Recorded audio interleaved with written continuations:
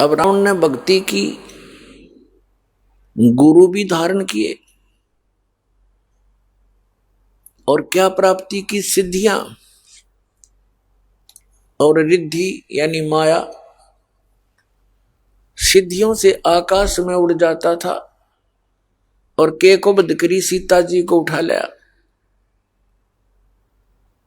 पर नारी परतरिया को उठा लाया। उसके कारण मृत्यु को आप भी मरा और परिवार मरा दिया सारा, कुल का नाश करया, लंका लुटवा दी। और जिसलिए वो डले डोए थे, भक्ति करी थी, वह माया रही नहीं और रावण नरक में। तो यहां भगवान याद दिलाते हैं, सर्व सोने की लंका थी वो रावण से रणधीरम, एक पलक में राज विराजी वो जम के पड़े जंजीरम। मन तू सुख के सागर बस रे भाई और ना ऐसा यस रे। मन तू सुख के सागर बस रे और ना ऐसा यश रे। यश माने महिमा। आप महिमा बनाना चाहते हो, बड़ी कोठी बनाकर, बहुत पैसे वाली मोटर गाड़ी कार लेकर, बहुत बड़ी फैक्ट्री लगाकर और उच्च पद या पोस्ट प्राप्त करके राजा, एमएलए, एमपी, मंत्री, मुख्यमंत्री, प्रधानमंत्री बनकर,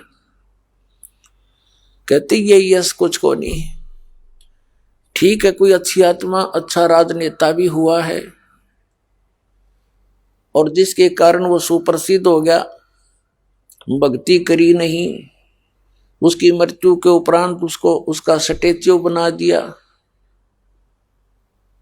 उसकी यादगार बना दी, 1 वर्ष में उसने धोकर उसका माला डाल दी, उसका जन्म या मरण दिन मना लिया और वो गधा बना फिरता हो, कौवा बड़ का मनमाना अपने स्टैच्यू पर टट्टी कर रहा हो, बीट करता हो। तो परमात्मा कहते हैं ये यश यहाँ के नकली है सारे। तो कहते हैं मन तू सुख के सागर बस रे भाई और ना ऐसा यश रे।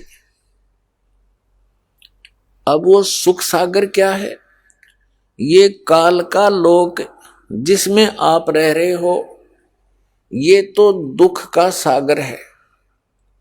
और जहां की खबर परमात्मा देने के लिए आए थे, जहां का संदेश बताने आए थे, वो सतलोक, वो सचखंड, वो अमरलोक, जिसे अमरलोक भी कहते, वो सुख का सागर है। अब सुख के सागर को कैसे परिभाषित किया है परमेश्वर ने? शंखों लहर मेहर की उपजे कहर नहीं जा कोई, दास गरीब अचल अविनाशी सुख का सागर सोई। शंखों लहर मेहर की उपजे और कहर नहीं जा कोई। अब जैसे पुण्यात्माओं के अंदर कभी कभी एक ऐसी हिलोर उठती है, जब अकेले बैठे हों, इस दास के साथ तो अनेकों बार होता है, तो उस समय ऐसी स्थिति हो जाती है, आत्मा इतनी उभार लेती है, इतना उभार लेती है, किसी ने कितना ही परेशान कर रखा हो, कितना ही दुखी कर रखा हो, उसके प्रति भी एक अपनापन सा जागृत हो जाता है और सब अपने से लगते हैं।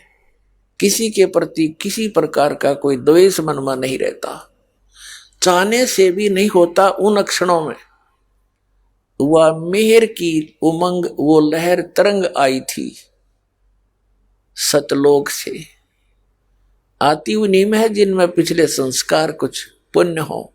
लेकिन हम यहां सांसारिक क्रियाओं को देखकर हम अपने अंतःकरण को इतना मलिन कर लेते हैं कि वो जो हिलोर उठती है वो दब जाती है, इस अड़ंगे का नीचे दब जाती है।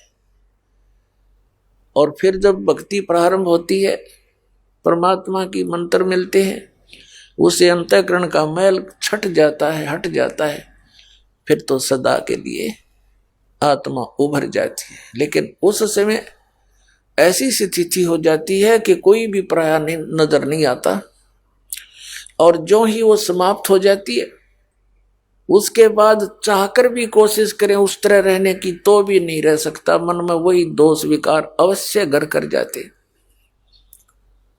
तो परमात्मा कहते हैं जैसे यहां कैर टूटते हैं,